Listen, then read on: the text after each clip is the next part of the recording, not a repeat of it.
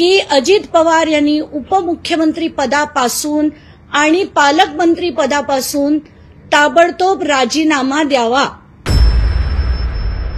तर या विद्वान निबंधकांना सांगणं आहे की हा रद्द ना पार्थ पवार करू शकतात, ना त्यांची अमेडिया कंपनी करू शकते, ना शीतल तेजवानी करू शकते, कारण हे रद्द करण्याचे अधिकार या दोन्ही मंडळींना नाही।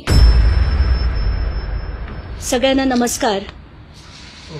गेले काही दिवस म्हणजे 5 नोव्हेंबर पासून महाराष्ट्र गाजवणारा जो विषय आहे म्हणजे पुण्यातील अनधिकृत जमीन व्यवहार जो अमेडिया एंटरप्राइजेस LLP या कंपनीने केला, त्याचे अनेक खुलासे मी येत्या काही दिवसात करणार आहे। आज त्याची सुरुवात मला या GR पासून करायची। हा GR आहे ती जी समिती नेमली गेली आहे या व्यवहाराची चौकशी करायला, त्याच्यातल्या सदस्यांची। यापैकी 6 पैकी 5 सदस्य हे पुण्यातले आहेत आणि पुण्यातले असताना, पुण्याचे पालकमंत्री अजित पवार असताना, महाराष्ट्र राज्याचे उपमुख्यमंत्री अजित पवार असताना ही कमिटी चौकशी करू शकेल का, निष्पक्ष चौकशी करू शकेल का? म्हणून माझी पहिली मागणी आहे की अजित पवार यांनी उपमुख्यमंत्री पदापासून आणि पालकमंत्री पदापासून ताबडतोब राजीनामा द्यावा। आता ह्या GR कडे मी परत येणार आहे, पण थोड्या वेळाने। आता पहिली गोष्ट, हा ते 300 कोटीला घेतलं, त्याच्यावर स्टॅम्प ड्युटी भरलं नाही, अमुक तमुक तमुक। माझा पहिला प्रश्न की जे तिथे गायकवाड कुटुंब होतं, ज्यांना ती महारवतनाची जमीन मिळाली, जी नंतर खालसा झाली, ती खालसा झाल्यानंतर त्यांना ती परत कधीही दिली गेली नसताना त्यांनी पॉवर ऑफ अटॉर्नी देऊन, म्हणजे ती जमीन माझ्या नावावरच नाहीये, तर मी पॉवर ऑफ अटॉर्नी देऊन त्याचा व्यवहार कसा करू शकते?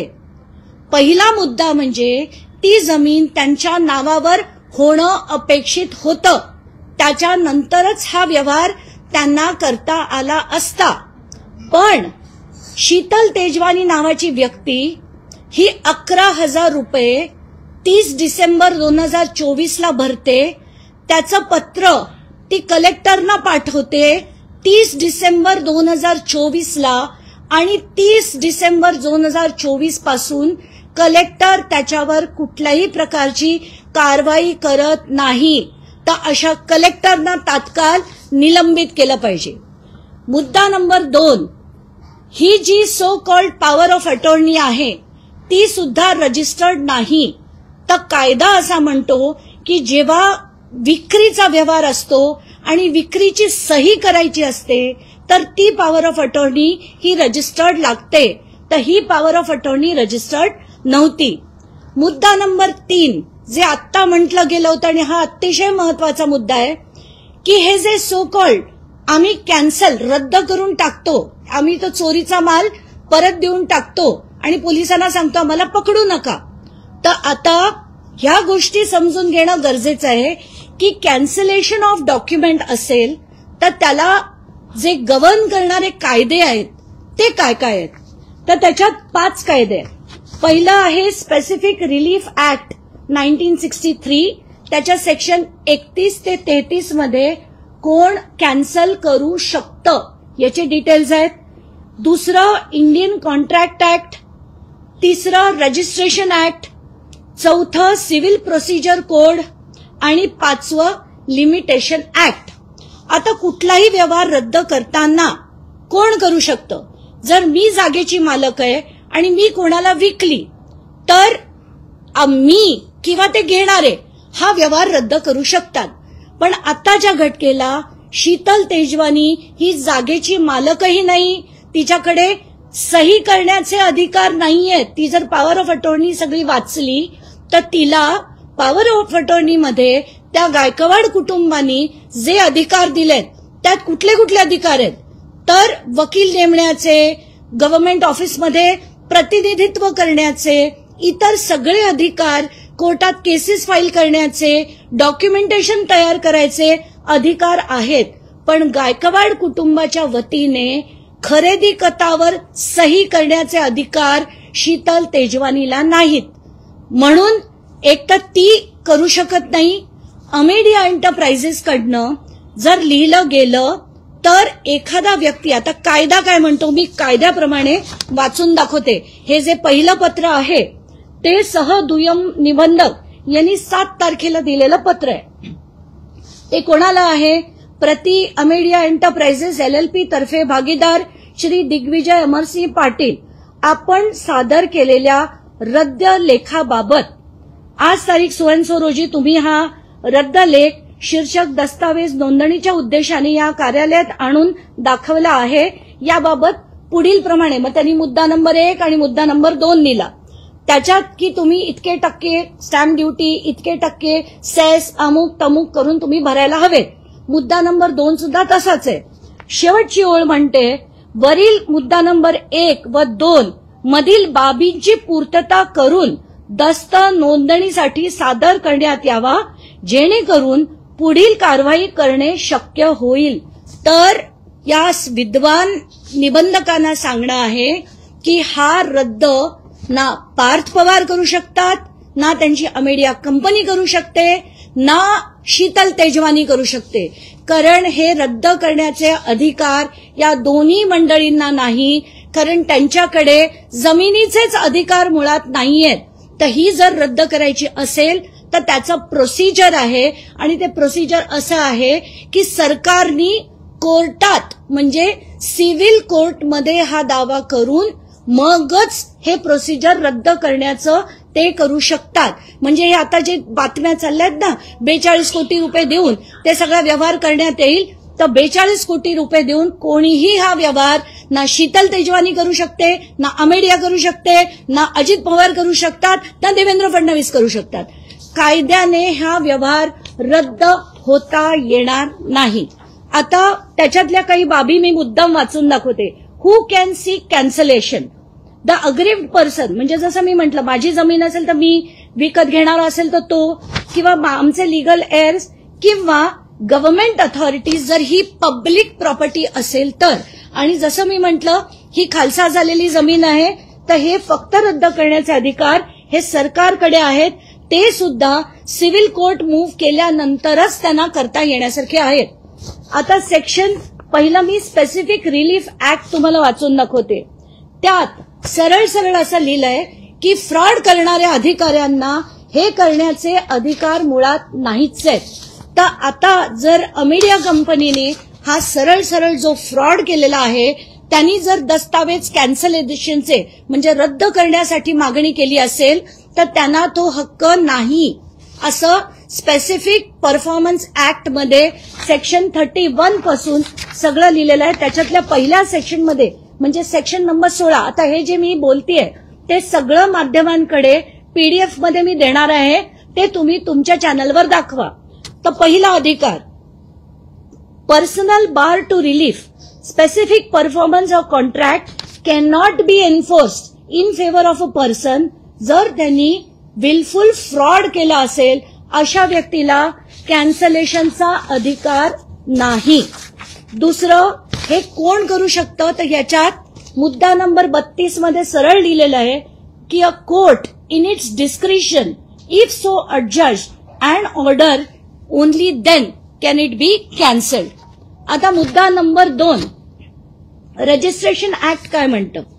तर जसं मी कालपासून म्हणत होते की रजिस्ट्रेशन ऍक्ट मध्ये 2 गोष्टी आहेत, सेक्शन नंबर 81 आणि सेक्शन नंबर 82.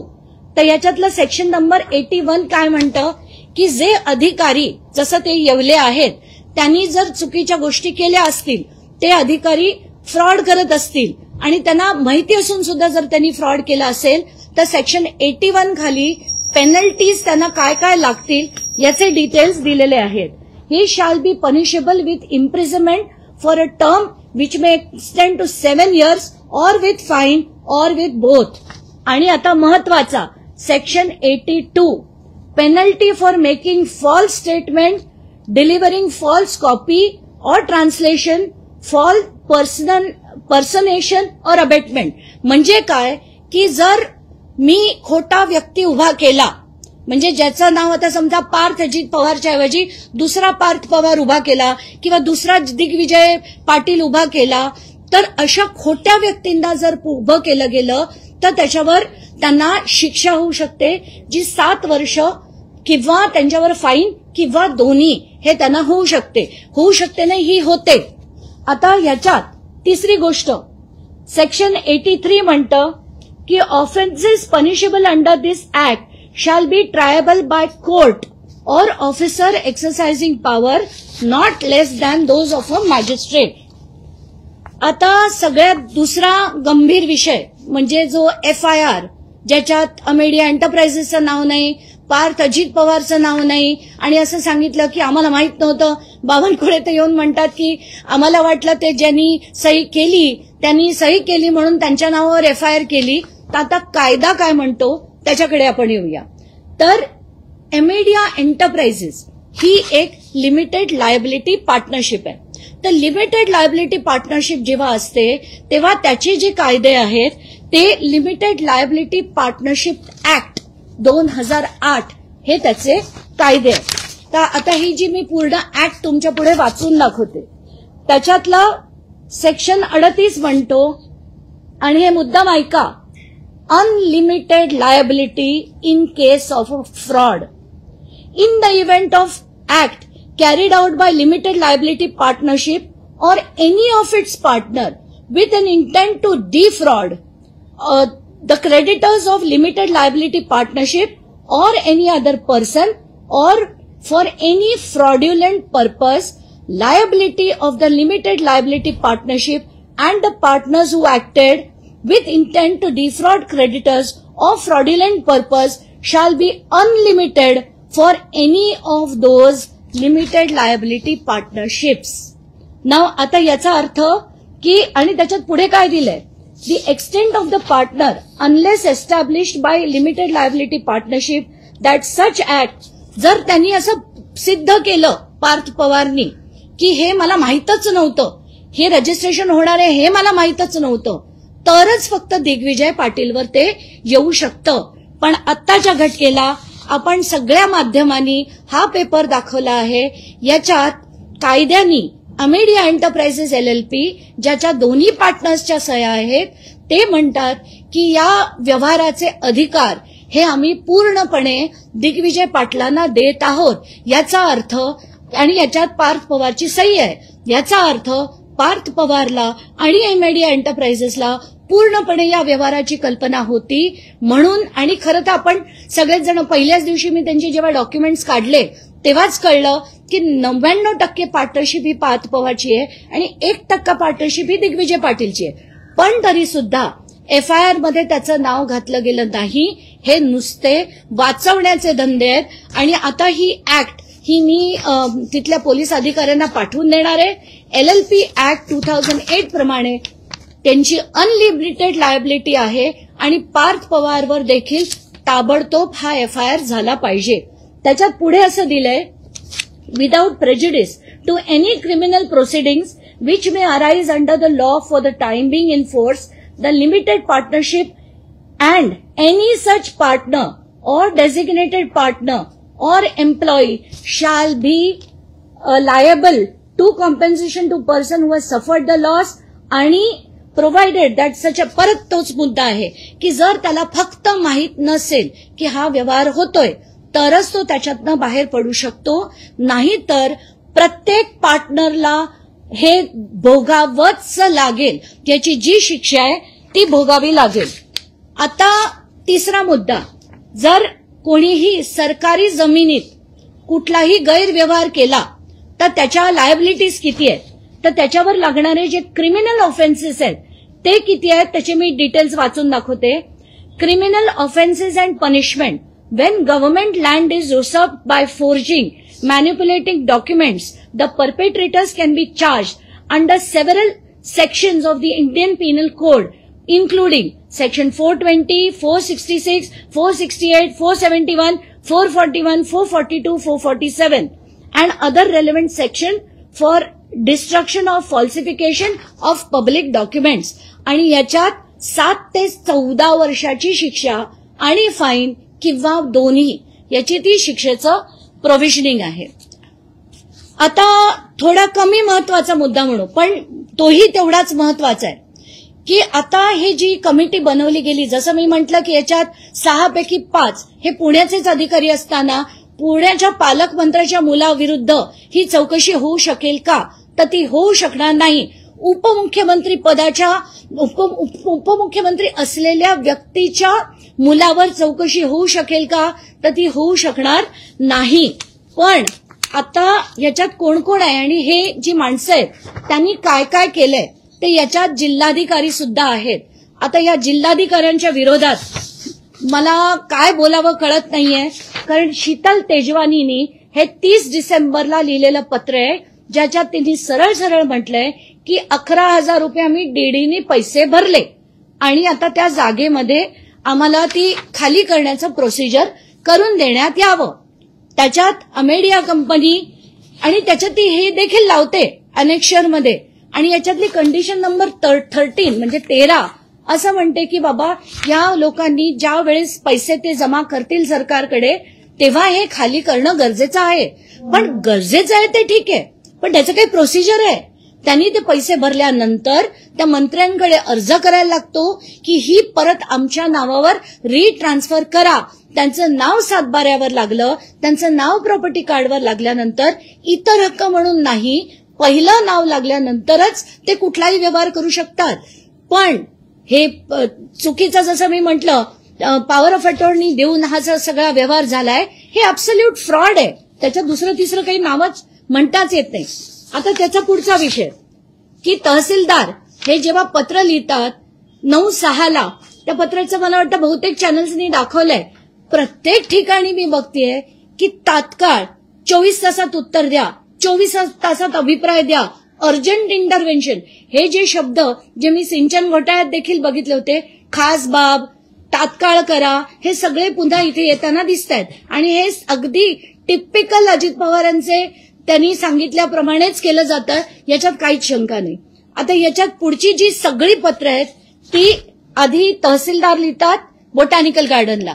बोटॅनिकल गार्डन असं म्हणतं की आमच्या इकडे 16 जूनला 2025ला अचानकपणे काही लोक आली, त्यांनी दादागिरी केली की जमीन खाली करा आणि म्हणून तुम्ही कलेक्टरांना त्यांनी पत्र लिहिलं की तुम्ही याच्यात अर्जंट इंटरव्हेन्शन करा. म्हणजे जून महिन्यापासून कलेक्टरांना माहिती होतं, कलेक्टरांनी एसडीओला पत्र लिहिलं, एसडीओनी तहसीलदारला लिहिलं, मग कलेक्टर या चौकशी समितीत कसे असू शकतात आणि ते पण पुण्याचे सगळे अधिकारी जसं मी म्हटलं हे या समितीत कसे असू शकतात. आता ही जी पुढची सगळी माणसं आहेत या सगळ्यांना माहिती होतं की हे फ्रॉड आहे. पण एकामध्ये म्हणजे जुलैपासून हे जूनमध्ये पहिलं पत्र बोटॅनिकल गार्डननी 16 तारखेला लिहिलं कलेक्टरना आणि 30 डिसेंबरला ते शीतल तेजवानीनी लिहिलेलं होतं. तर 30 डिसेंबर 2024 ते आता नोव्हेंबर 2025 कलेक्टरांनी काहीही केली नाही.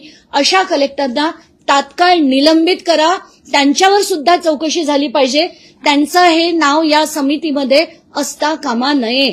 आणि माझा चॅलेंज आहे की देवेंद्र फडणवीस असं करणार नाहीत, कारण आताच्या घटकेला स्थानिक स्वराज्य संस्थेच्या निवडणुका आहेत, त्यांना ही सगळी मंडळी लागणार आहेत. पण हे केलं गेलं पाहिजे. म्हणून मी जसं म्हटलं की आताच्या घटकेला मला कायद्याने ही मागणी करायला लागतीये, ती मागणी मी केलीये. आता जर याच्यात काम झालं नाही तर मी आता एसीएस रेव्हेन्यूना पण जाऊन भेटणार आहेत, विकास खरगेजींना, कारण त्यांच्या अध्यक्षतेखाली याची चौकशी होणार आहे. तर ह्या सगळ्या गोष्टी मी जाऊन मांडणार आहे. आणि हा जो मगाशी मी काढून ठेवला पण हे फार मोठं आहे म्हणून मी शेवटचं डॉक्युमेंट दाखवते की ही जी आहे ती पॉवर ऑफ अटॉर्नी आहे. ही रजिस्टर्ड पॉवर ऑफ अटॉर्नी मुळात बिलकुल नाहीये आणि जर ही नीट वाचून बघितली तर याच्यात विक्रीची सही करण्याचे अधिकार नाहीयेत. तर पहिला प्रॉब्लेम की ते रजिस्टर्ड नाहीये, दुसरा प्रॉब्लेम विक्रीची सही करण्याचे अधिकार नाहीयेत आणि तिसरा प्रॉब्लेम की ती विक्रीची पॉवर घेऊन उपयोग काय, ती जमीनच जर त्यांच्या नावावर नसेल तर हे सगळे उद्योग करून हे जे केलेलं आहे ते एक भयानक मोठं फ्रॉड आहे. आणि त्यासाठी पहिलं म्हणजे अजित पवारांनी तात्काळ राजीनामा दिला पाहिजे उपमुख्यमंत्री पदाचा आणि पालकमंत्री पदाचा, तरच याच्यात चौकशी होऊ शकेल. आता या व्यतिरिक्त मी तर मालिकाच करायचं ठरवलंय. माझ्याकडे आता मी हळूहळू सगळे त्यांचे जेवढ्या कंपनीज आहेत, जवळजवळ 69 कंपनीज अजित पवार आणि त्यांच्या जवळच्या लोकांच्या आहेत.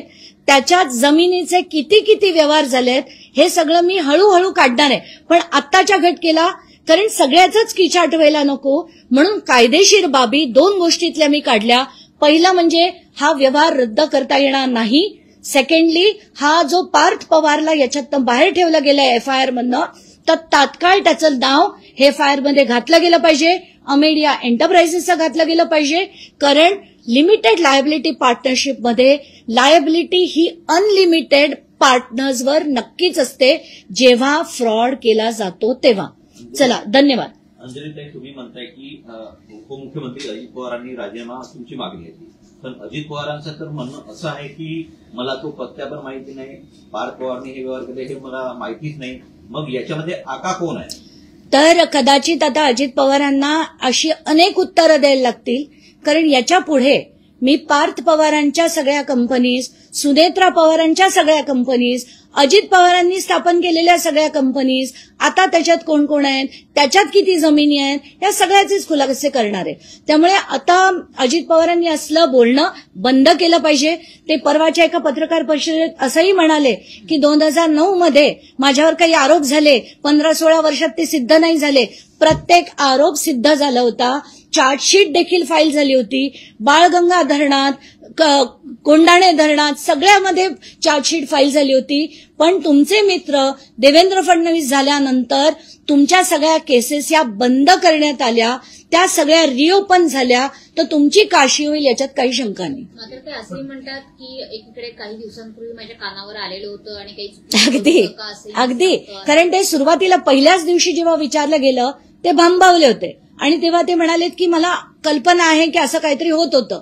पण दुसऱ्या दिवशी मला वाटतं फडणवीसांनी त्यांना पट्टी पडवली असेल आणि त्यानंतर त्यांची भाषा बदलली. मग म्हणतात मला माहीतच नव्हतं, मी तर सकाळी 6 ते रात्री 8 पर्यंत काम करत असतो. म्हणूनच तुमचा मुलगा काय करतो आणि 300 कोटी ही अजित पवारांसाठी जसं मी म्हटलं चिल्लर रक्कम आहे. कारण जो 72,000 कोटीचा स्कॅम पचवतो त्यांच्यासाठी 300 कोटी ही चिल्लर रक्कम आहे.